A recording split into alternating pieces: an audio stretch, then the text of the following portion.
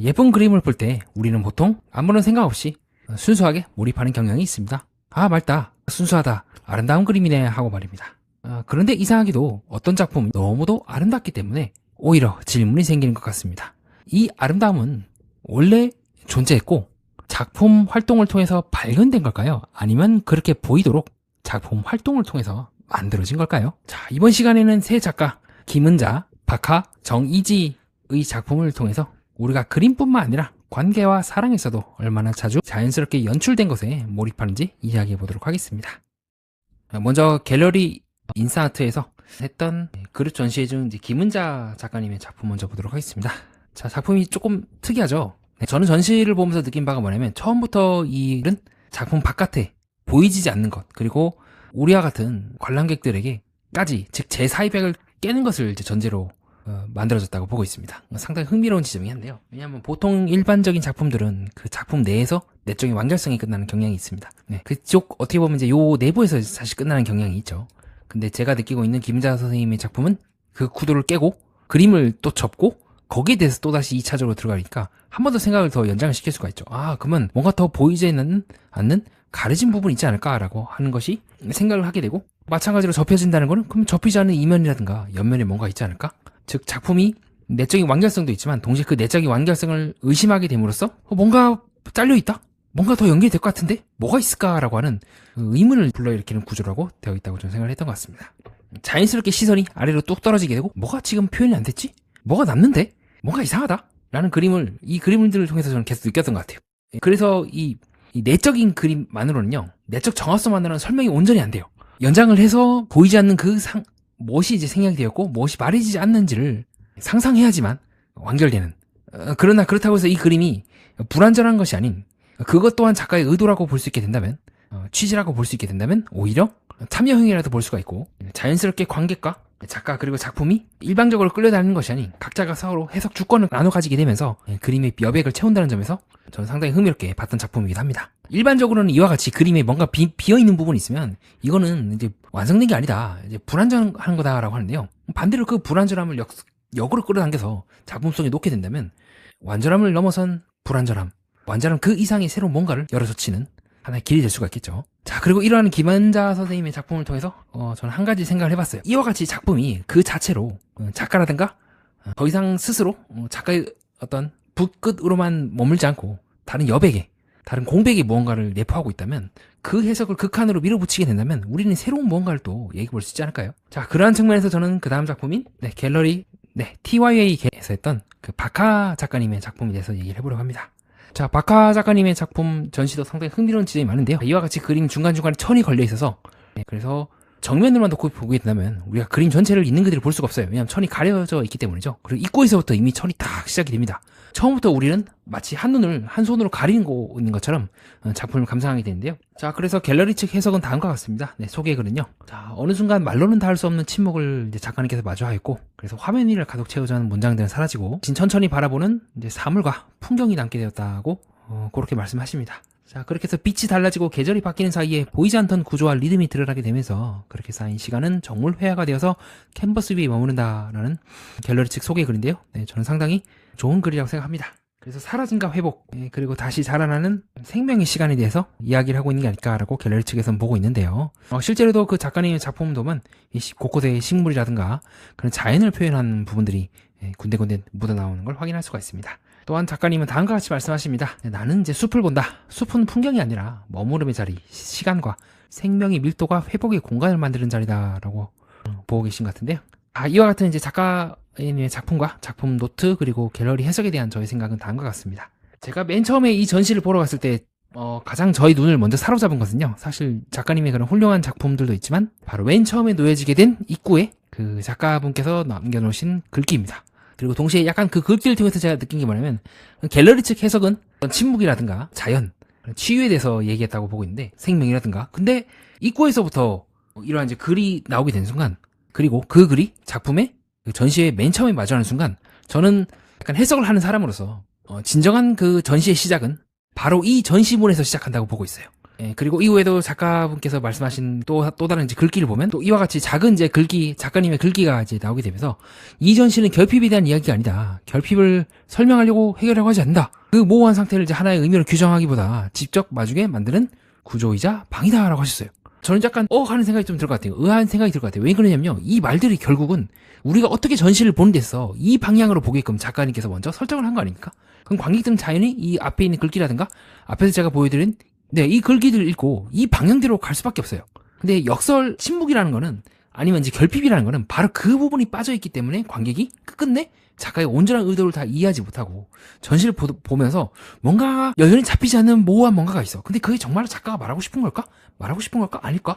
라고 의문을 던지는 그 상태가 저는 결핍 혹은 결여라고 보이거든요. 근데 이미 시작부터 결핍에 대한 이야기가 아니다. 해결하지 않는다라고 하는 순간 입장하는 관객들은 글귀를 보면서 뭔지는 모르지만 결핍에 대한 이야기네라고 결핍을 얘기할 수도 있고 아닐 수도 있는 그 모호한 상태가 결핍의 정의라고 생각하는데 그 중에서 의미가 하나로 좁혀져 버린 거죠. 그러면 이 전시는 정말 결핍에 대해서 이야기한 건지 아니면 결핍의 과잉에 대해서 이야기한 건지가 조금 아리까리해집니다. 그래서 저는 이제 그렇게 생각한 거예요. 뭐냐면 어쩌면 이것 또한 작가의 의도가 아닐까? 즉 어쩌면 작가는 갤러리 측도 그렇고 작가 노트도 그렇고 침묵이라든가 생명이라든가 그런 것들에 대해서 얘기하고 있지만 어쩌면 그것을 다시 한번 뒤집어서 어쩌면 처음 시작부터 나는 글귀에 대해서 문자에 대해서 말하고 있어. 어쩌면 내가 말하고 싶어하는 지점은 천이라든가 이런 부분들의 바로 그 너머의 잔여 해결되지 않은 부분들 말하지 않은 것 정말 진짜 결핍이라든가 결여가 있을 법한 글자에 있는 게 아닐까라는 생각을 하게 된 거예요. 그래서 저는 이제 약간 좀 작품을 반대로 독해하기 시작한 것 같아요. 그러면 정말 진짜 작품은 이제 캔버스가 아니라 그 캔버스를 설명해주는 요 문자가 사실은 진짜 작품이 아니었을까? 즉, 이 설명글이 진짜 작품이고, 이 캔버스가, 캔버스에 있던 요 자연에 대한 그림이 이 문자에 대해서 설명하는 진짜 설명문인 거죠. 왜냐하면 갤러리 전시라든가 작가 노트에서는 침묵에 대해서 얘기한다지만 역설적으로 침묵이 아닌 문자에 대해서 얘기하기 때문에 작가는 A라고 말하고 있지만 실제 나오고 있는 그 전시들은 문자에 대해서 말하기 때문에 문자들이 진실에 가까운 거죠. 마찬가지로 전시품들도 이 그림이 아니라 이 그림을 설명하고 있는 이것들이 작품이며 마찬가지로 이 각각의 소품들이 작품이 아니라 이 소품들이 놓여져 있는 탁자가 진짜 침묵이고 빈 공간이며 여백이고 자연이고 생명일 수도 있지 않을까? 라는 생각을 해봤던 것 같아요. 물론 이거는 이제 작가의 의도를 제가 오독하거나 너무 과잉되게 해석했을 수가 있어요. 근데 처음에 딱 들어왔을 때 이 부분과 이 글귀를 있는 그대로 따라가게 된다면 오히려 결핍이 사라지거든요. 왜냐하면 작가가 결핍이란 무엇이고 결여란 무엇인가를 정의했기 때문에 그러면 역설적으로 진짜 결핍이라든가 결여에 대해서 우리가 얘기를 하기 위해서는 그 작가의 말을 한 번 더 뒤집어야 되지 않나라는 생각을 했던 것 같아요. 즉 앞에서 제가 설명드렸던 그 김은자 작가님의 작품에서처럼 작품 스스로가 작품 내적인 구조만으로는 닫혀지지 않게끔 그 너머를 상상할 수밖에 없게끔 그 여지를 주는 것처럼 마찬가지로 박하하 작가님의 작품들도 우리가 이 작품을 천을 통해서 볼 수밖에 없다면 그럼 이 전체를 천이라고 생각하고 그 천 너머에 가려진 것들을 찾아야 되는 것이 진짜 작품이란다면 그러면 옆에 붙어있는 이 설명물이라든가 문자가 오히려 역설적으로 결핍 그 자체가 볼 수 있지 않을까요? 그게 어떤 박하하 작가님의 전시를 보면서 한결 더 마음이 좀 복잡해지게 된 계기였던 것 같아요. 그래서 저도 한번 좀 깊게 생각을 해보게 되고 또 요렇게도 이렇게 볼 수도 있지 않을까? 어떻게 보면 이제 극중극이란 말처럼 액자가 있고 그 액자 안에 액자 또 있고 액자가 있는 그 느낌인 거죠. 정말 이 가장 안에 있는 액자는 식물이라든가 그런 그림인 거고 그 액자를 둘러싼 것들이 전시글에 대한 소개글이고 그리고 우리가 궁극적으로 읽어야 될 것은 그 전시글에 대한 소개글이라든가 그 작가의 문자에 대해서 또 한 번 더 밖에서 안쪽으로 바라봐야지만 완성되는 작품의 구조가 아니었을까라고 생각을 해봤던 것 같아요. 즉 결여나 결핍이라는 것이 우리가 현재 알고 있는 것 너머의 미지의 것과 혹은 빠져있는 것 현재까지 우리가 알지 못하고 인지하지 못한 것이라면 마찬가지로 이 전시도 이 전시에서 빠진 것과 인지하지 못한 것을 찾아야 되지 않는가라는 생각이고 그게 현재까지 저는 오히려 문자라고 보고 있습니다. 즉 문자가 결핍에 대해서 어떤 그림을 어떤 윤곽을 잡아내는 장치인가 동시에 그 자체가 한편으로는 결여고 결핍인 전체적인 구조가 그렇게 흘러가지 않나라고 생각을 해봤던 것 같아요. 그리고 이러한 저의 관점을 한 번 더 확장을 시켜서 갤러리 이제 콤플렉스에서 했던 정희지 작가님의 작품도 저는 같은 방식으로 읽어볼 수 있지 않을까 생각을 했는데요.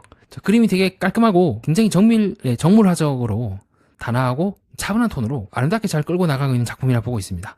저는 되게 만족스럽게 잘 보긴 했고요. 또 실제로 갤러리 측에서는 눈동자라든가 여름의 감각, 그리고 체리다, 레모네이드 등 따뜻하고 이제 예쁜 감성을 바탕으로 회화라는 양식을 빌어 물화된 언제까지나 머무르고 싶었던 이 아름다운 애에 대해서 얘기한다고 말씀을 하시고 계신 것 같습니다. 자, 그래서 정제한 이미지를 오일과 물감으로 그려본 후에도 그때 그 눈과 마음을 복귀하며 작가는 재차 천을 떼고 그림을 잘라 화면의 크기와 비율을 조정함으로써 작품을 완성한다고 적어주신 갤러리 측에서는 보고 있는데요. 자, 어떻게 보면 그에 대한 이제 저희 생각은 다음과 같습니다. 자, 어떻게 보면 우리가 이제 스마트폰이라든가 아니면 카메라라든가 사물을 찍었을 때 나타나고 있는 느낌과도 유사하죠. 크롭한다고 하죠. 이제 잘라갖고 확대시키거나. 저는 그 느낌을 많이 받고 되게 스마트폰으로 이제 카메라라든가 사진을 많이 찍는 우리 세대, 지금 이 현대 시대에서 가장 적합한 느낌을 잘 살려주고 있다고 보고 있는데요. 그렇기 때문에 갤러리에서는 이제 작가는 일상 속의 아름다움을 발견했다고 말합니다. 분들은 굉장히 선명해요. 명백하고 특유의 그 아름다움이나 이런 부분들이요. 근데 실제로는 이 작품의 것들을 잘 보면 여백이 거의 없죠. 즉 어떻게 보면 처음부터 이 관객이 이 작품에 섰을 때부터 요거는 되게 아름답고 되게 멋지고 소중한 순간들과 그런 감성적인 부분들이 굉장히 강하게 느껴질 수밖에 없고 다른 식으로 이제 관객이 해석할 여지가 좀 전 줄어들었다고 느꼈던 것 같아요. 그게 나쁘다거나 뭐 작가님 의도가 악의적이라고 이제 얘기하는 게 아닙니다. 사진을 찍고 고르고 자르고 다시 그리고 그 이제 색을 조정하는 그 과정 속에서 점점 작가님은 자신이 생각하는 아름다움이 드러나는 과정이 있었을 거예요. 그러면 그 아름다움이 드러나는 게 그 사물 자체에서 이미 내재되어 있던 그 아름다움이 드러나는 건지 아니면 작가님이 처음에 생각했던 아름다움이 이런 거야 라는 부분들이 이 작품의 어떤 정제 과정을 거치면서 드러나는 건지는 조금 더 생각해봐야 한다는 것이 저의 입장이에요. 제가 이때까지 했던 김은자 선생님의 작품이나 박하 작가에 대한 저희 해석을 한 번 더 확장을 시켜 나가게 된다면 작가 노트나 이제 해석에서 나와 있던 것처럼 일상 속의 아름다움을 발견한 거라고 볼 수 있을지 아니면은 처음부터 어떤 사물이나 그런 것들을 처음에 작가님께서 포착을 했을 때 그 안에 있는 그 아름다움이 나올 때까지 이미지를 촬영하고 크롭하고 했던 그 과정들을 거쳐서 골라낸 건 아닌지라는 생각이 들었던 것 같아요. 즉 이미 특정한 욕망이 각도에서 이미지들은 이미 선택이 되었고 그것이 회화적으로 구체화된 게 아닌가라고 하는 반복되는 작업을 통해서 자신의 욕망을 새롭게 발견했다기보다 자신이 원하는 이미지가 가장 선명하게 드러나는 지점까지 화면을 조율한 건 아닐까요? 즉 너무 사랑스럽게 완성되어 있어서 다른 식으로 이제 해석할 여지가 줄어들게 되는 거죠. 그리고 너무 정확하게 아름다워서 오히려 그 작품에 다르게 해석할 수 있는 여지인 균열이 매끈하게 좀 다듬어졌다는 느낌을 저는 많이 받았던 것 같아요. 앞에 있던 뭐 김은자 선생님의 작품 같은 경우는 우리가 관객이 자연스럽게 그 너머에 뭐가 있는지를 상상할 수밖에 없다면 반대로 이 작가 선생님의 작품은 여백과 공백에 대해서 말하지만 역설적으로 여백과 공백의 그 원리에 의해서 작가의 그 어떤 의도를 따라가게 된다면 오히려 문자가 더 결여의 상징이라고 하는 약간 역설적인 지점에 다다르게 되고 반대로 정의지 선생님의 작품을 그 작가 노트라든가 해석을 끝까지 따라가게 된다면 바로 그 노트라든가 의도가 작품을 이제 뒤집게 되는 순간이 온다고 저는 보고 있습니다. 왜 그러냐면요. 작가 노트에서 하신 것처럼 되게 순수해 보이는 그 시선을 정리하고 정제한다고 하셨어요. 그렇게 작품을 만들게 된 순수해 보이도록 만든 그 시선은 순수한가에 대해서 우리가 얘기를 해볼 수가 있어요. 작가가 이제 오염되었다 그런 악의적으로 단정하는 것이 아니라 정말 이런 어떤 컵이라든가 아니면 뭐 텀블러라든가 체리라든가 시선이 순수하게 그곳에 있었던 것인지 아니면 순수하고 사랑스러운 것으로 보이도록 화면 안에서 계속해서 정돈해 나갔다면 그 정돈하는 그 어떤 작업은 어떻게 우리가 볼 수 있냐는 거죠. 왜냐하면 이것들이 아름답게 보이게끔 어느 정도 통제한다거나 절제한다거나 절개한다거나 그런 작업들이 있지 않겠습니까? 그러한 이제 조형적 통제가 원래 그 사물의 소재에 순수한 감각을 이끌어내는 데 있어서 필요한 부분이긴 하지만 그러나 그렇기 때문에 이미 그 시선에 의해서 사후적으로 통제된 순수함이란다면 그것을 어떻게 볼 수가 있을지에 대해서 얘기해보고 싶은 거죠. 그림은 이미 연출되어 있는데 말은 아직 순수한 발견처럼 말하게 된다면 조금 뭔가 충돌하는 지점을 느꼈던 것 같거든요. 즉 그림이 스스로 앞에 있는 그 김은자 선생님 작품이라든가 박하 선생님 작품처럼 오히려 그 설명이 작품의 의도 자체를 역으로 흔들어버리게 되는 출발점이 됨으로써 반대 해석도 가능하게 돼요. 아니면 김은자 선생님처럼 그냥 대놓고 보여주게 된다면 관객도 따라갈 수가 있게 되죠. 근데 오히려 지금 정희 선생님의 작품은 순수함을 연출하고 있다라고 얘기하는 것이 아니라 카메라를 들고 장면을 고르고 잘라내고 다시 그리게 된 그 순간 작가는 순수함의 바깥에 서 있는 건 아닐까요? 물론 그 바깥에 서 있다고 해서 오염됐다는 건 아닙니다. 순수하고 아름다운 것을 그리고 싶다는 욕망과 타인에게 순수하고 아름답게 보이고 싶다는 욕망은 저는 다르다고 생각합니다. 이 그림이 다른 사람에게 순수하게 보였으면 좋겠다라고 하는 순간 이미 타자의 시선이 들어오는 거죠. 즉 그 감각이 어떻게 보일지를 고려하게 되고 그러면 순수해 보이고 싶어하고 고려하는 그 욕망도 순수하다고 볼 수가 있을까요? 반드시 불순하다는 게 아니에요. 그 욕망에 대해서. 하지만 순진하진 않다고 생각합니다. 어느 정도 자기가 어떤 이미지를 갖고 있고 타인에게 어떻게 비춰지며 어떻게 보여지는지에 대한 효과를 어느 정도 고려를 해야 되기 때문이죠. 그렇게 저는 순수함은 자기를 의식하는 순간 순수함을 잃는다고 본다면 정말 어떻게 표현해야 될까요? 정말 이것은 순수함인가 아니면 순수함의 이미지인가? 순수함 그 자체인가 아니면 순수함을 향한 욕망인가? 정말로 발견하였는가 아니면 연출하였는가? 그 미묘한 경계에 대해서 이 작품은 묻고 있는 게 아닐까? 라고 저는 보았던 것 같습니다. 순수할 수는 있습니다. 하지만 타인의 시선을 통과했기 때문에 이미 투명하진 않다고 생각합니다. 즉 카메라라든가 크롭하는 잘라내고 선택하고 반복함으로써 색채라든가 회화적으로 한번 필터링을 거치고 작업하게 됨으로써 보여지는 순수함으로 바뀌는 거죠.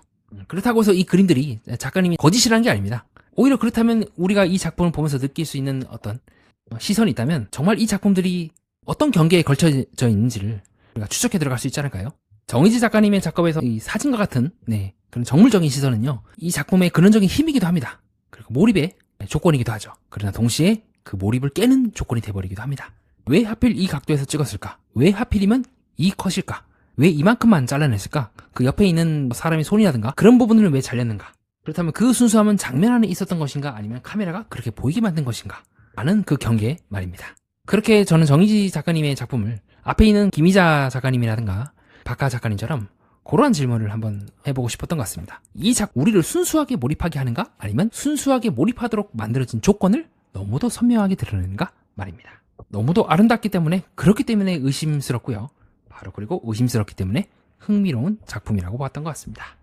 다음으로는 여러분들이 제 영상을 보시고 궁금해하실 법한 것들에 대해서 제 의견을 말씀드려보는 시간을 갖겠습니다. 자, 먼저 이제 정의지 작가님의 작품에 대해서 이제 박하 작가에 대한 해석을 같은 방식으로 이제 확장한다고 하셨는데요. 그럼 이제 모든 작품에 같은 질문을 이제 반복하는 거 아니냐?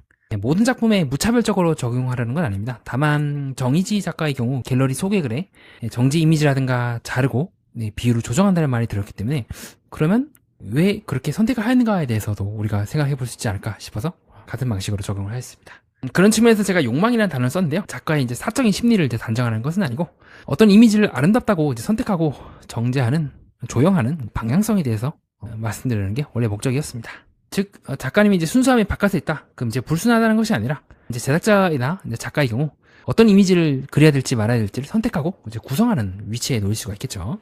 네, 정리하겠습니다. 오늘 본 세 전시는 서로 달라 보이지만 결국 같은 질문으로 이어진다고 봅니다. 김은자 작가의 작품은 보이지 않는 면을 상상하게 만들고요. 박하 작가의 전시는 침묵을 말하는 순간 오히려 문자가 강해지는 역설을 보여주는 것 같습니다. 그리고 정의지 작가의 작품은 순수하고 아름다운 장면을 보여주지만 그 아름다움이 카메라와 크롭, 선택과 정제를 거쳐 만들어졌다는 점에서 다시 우리로 하여금 생각할 거리를 던져주는 것 같습니다. 이는 사실 우리 인간관계에서도 비슷한 것 같습니다. 자연스럽게 보이고 싶어서 표정을 고르고 진심처럼 보이고 싶어서 말을 다듬고 순수하게 사랑받고 싶어서 순수함을 연출합니다. 그렇다고 그것이 거짓이란 뜻은 아닙니다. 다만 우리는 자주 진심과 연출 사이에 경계에 서 있는 건 아닐까요? 우리가 보고 있는 것은 순수함 그 자체일까요? 아니면 순수하게 보이고 싶어하는 마음의 이미지인가요? 이상입니다. 끝까지 봐주신 여러분 다시 한번 진심으로 감사드립니다. 예술과 인간, 세계의 이면을 구조적으로 해석하는 채널 매니아와 여러분 뜻깊은 시간을 보냈습니다.